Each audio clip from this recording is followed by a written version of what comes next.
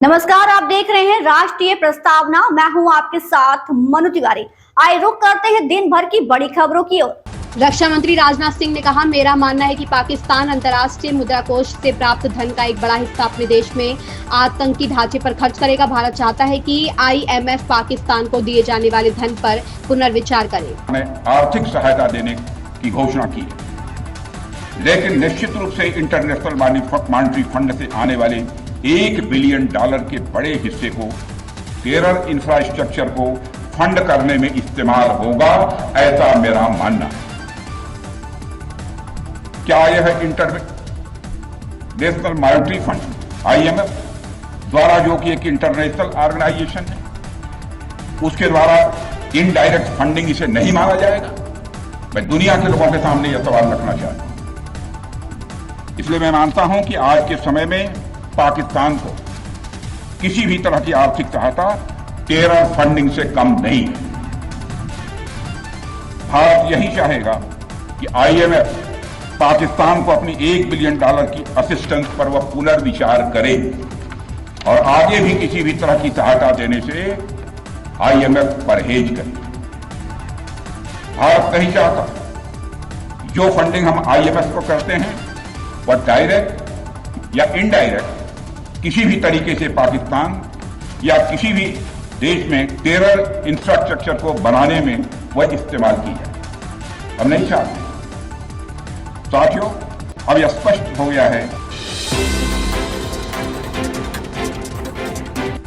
पाकिस्तानी संसद में पाकिस्तान के विदेश मंत्री इशाक डार के फर्जी दावों पर भाजपा नेता अमित मालवीय और राजीव चंद्रशेखर ने नापाक पड़ोसी को आड़े हाथों लिया है। उन्होंने कहा कि पाकिस्तान का यह प्रोपोगेंडा अब खुद ही ढह रहा है। भारत और पाकिस्तान के बीच हालिया तनाव के बाद नापाक पड़ोसी के झूठे दावों पर भाजपा IT सेल के राष्ट्रीय संयोजक अमित मालवीय ने प्रतिक्रिया दी है। उन्होंने इसे पाकिस्तान का झूठ प्रचार बताया। उन्होंने कहा कि पाकिस्तान का यह प्रोपोगेंडा अब खुद ही ढह रहा है। इशाक डार ने जिस खबर का हवाला दिया उसे पाकिस्तान के ही अखबार डॉन ने झूठा करार दिया।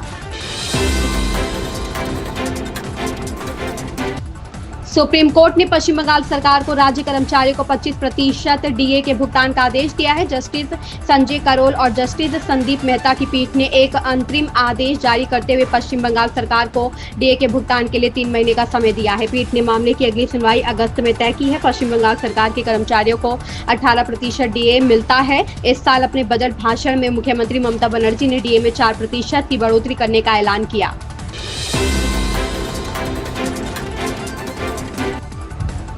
केंद्रीय मंत्री ने कहा कि पर्यावरण संकट का सबसे ज्यादा असर हिमालय पर्वत श्रृंखला पर पड़ रहा है। भारत के लिए हिमालय क्षेत्र बेहद अहम है और इस पर पड़ रहे असर को भारतीय हिमालय राज्यों में साफ तौर पर महसूस किया जा सकता है। भारत के पर्यावरण मंत्री भूपेंद्र यादव ने शुक्रवार को एक कार्यक्रम के दौरान कहा कि भारत पूरी तत्परता से जलवायु कार्यवाही में अपना योगदान दे रहा है। उन्होंने कहा कि हालांकि जलवायु संकट में भारत की भूमिका बेहद सीमित है। सागर माथा संवाद कार्यक्रम के पहले संस्करण में अपने संबोधन में भूपेंद्र यादव ने कहा कि जलवायु परिवर्तन का सबसे ज्यादा असर पर्वतीय क्षेत्रों में पड़ रहा है।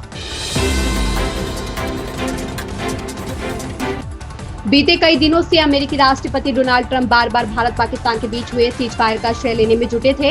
इसके बाद बीते दिन यानी 15 मई को उन्हें इससे पलटी मार दी। इसके बाद से ही भारत समेत दुनिया भर के कई देश उनकी विश्वसनीयता पर ही सवाल उठाने लगे। अमेरिका के राष्ट्रपति डोनाल्ड ट्रंप बार बार ये कहते हैं कि उन्होंने ही भारत और पाकिस्तान को संघर्ष विराम के लिए मनाया। ऐसा उन्होंने एक बार नहीं बल्कि बार बार कहा। भारत की ओर से प्रधानमंत्री नरेंद्र मोदी समेत तमाम जिम्मेदार लोगों ने प्रत्यक्ष और परोक्ष दोनों तरीकों से ट्रंप के हर दावे का खंडन किया।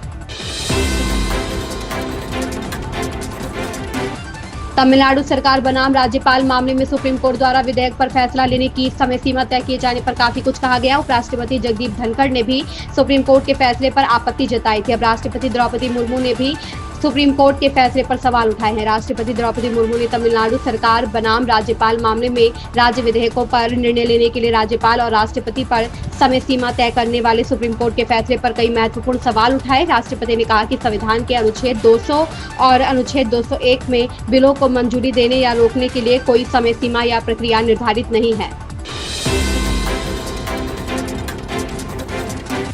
वरिष्ठ कांग्रेस नेता पी चिदम्बरम ने कहा कि उन्हें यकीन नहीं है कि विपक्षी गठबंधन इंडिया अभी भी बरकरार है। उन्होंने कहा कि अगर गठबंधन पूरी तरह बरकरार रहता है तो मुझे बहुत खुशी होगी, लेकिन आए दिन उजागर होने वाली कमजोरियों से पता चलता है कि गठबंधन में सब कुछ ठीक नहीं है। उन्होंने भाजपा को लेकर कहा कि विपक्षी गठबंधन एक दुर्जय मशीनरी के खिलाफ लड़ रहा है। वरिष्ठ कांग्रेस नेता पी चिदम्बरम ने बृहस्पतिवार को विपक्षी गठबंधन इंडिया के बारे में चिंता व्यक्त की। उन्होंने कहा कि मुझे यकीन नहीं है कि यह गठबंधन अभी भी बरकरार है।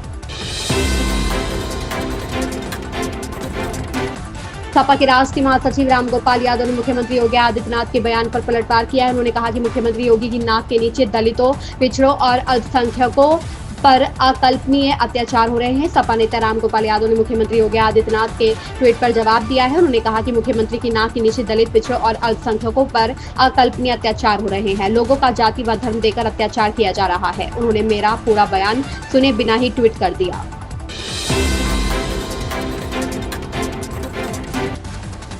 दिल्ली की मुख्यमंत्री रेखा गुप्ता ने दिल्ली के मंत्री कपिल मिश्रा के साथ उत्तरी दिल्ली में आजादपुर मंडी का निरीक्षण किया। इस दौरान सीएम ने दिल्ली की पिछली सरकार को घेरा। उन्होंने कहा कि दिल्ली की किसी भी मंडी में पिछली सरकार ने कोई काम नहीं किया।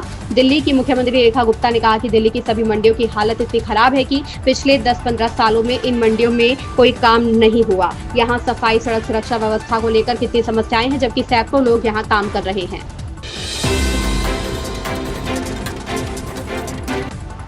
सोशल मीडिया प्लेटफॉर्म एक्स पर Dhami clean up corruption hashtag trend करता नजर आया। वहीं देश की प्रतिष्ठित बिजनेस समाचार वेबसाइट की ताजा रैंकिंग के अनुसार छोटे राज्य की वित्तीय स्थिति के मामले में उत्तराखंड ने गोवा के बाद दूसरा स्थान प्राप्त किया है। पिछले एक सप्ताह में उत्तराखंड विजिलेंस 5 आरोपियों को घूसखोरी के आरोप में गिरफ्तार कर चुकी है। इसमें मुख्य कोषाधिकारी से लेकर राजस्व विभाग के नाजिर तक शामिल है। भ्रष्टाचार के खिलाफ जारी मुख्यमंत्री पुष्कर सिंह धामी की इस मुहिम को देश भर में सराहना मिल रही है। इन खबरों में बस इतना ही। बने रहिए हमारे साथ और देखते रहिए राष्ट्रीय प्रस्तावना।